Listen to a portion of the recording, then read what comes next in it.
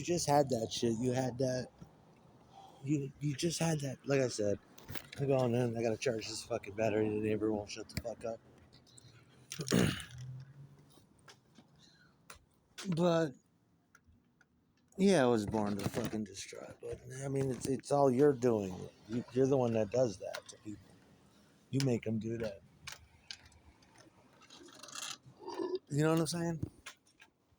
Who rocks the fucking house? Who rocks the fucking house? The derogatories. Yeah, I mean, we just couldn't. They just wouldn't seem to let us fucking slip the derogatories in for to open up or even headline one of our shows. They just wouldn't do it. You know what I mean? Because who rocks the house? The derogatories did. They scared me. It was like watching the Misfits.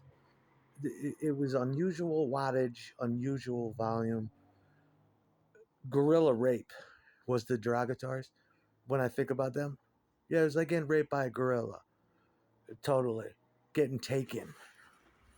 Um, that was one of my favorite bands. Ted's too.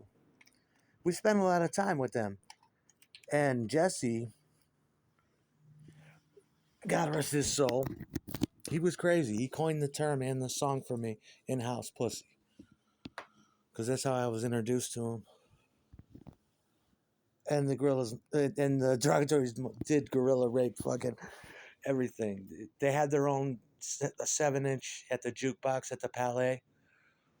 And that was cool.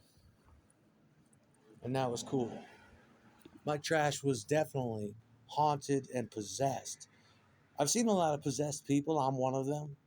What I saw in him was definite. I don't know if it's a psychological aberration or a spiritual state of being, but I would. When you sit down with him and you talk to him and sit at the bar with him, you start to think, this is a very dark individual. Very, very dark. Definitely possessed. When you hear the music, it sounds like, and then you hear the frantic pace of Sewers drumming. You hear suicide. You hear a lot of, you hear madness, insanity. You hear violence. You hear broken. If you could feel what it is to have a broken heart, listen to that. That's what that music is. That music is lonely. It's violent, and it still glimmers, and it's dark, dark, dark fucking music. Definite demonic possession. But you think about it, Rocky this, Rocky that. You think about the remember Huck Finn's, the fucking the mattress warehouse.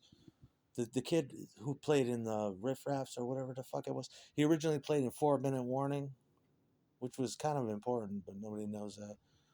And they did a song called Late Night Picture Show, and it was kind of reminiscent of like Rocky Velvet, who were in with the derogatories too.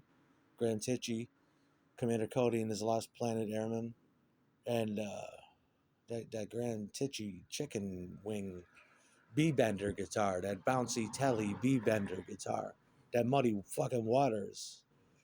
Graham Tichy with I used to say he was fucking he was not christened, but he was baptized by Muddy Waters. Yeah, he was baptized by Muddy Waters. That's what I always say about him. Because I guess his father knew he did too. But you had that, and you had Rocky, and you had Rocky Velvet. You had Adrian, I fucking love you. You had all that New York shit, and you had the derogatories talked like that. Everybody did it, and then you had the Trauma School, who was also Rocky Horror Picture Show. If you think about it, it wasn't that great though. I mean, our shit, it just wasn't because And then there's always, I guess how it goes is who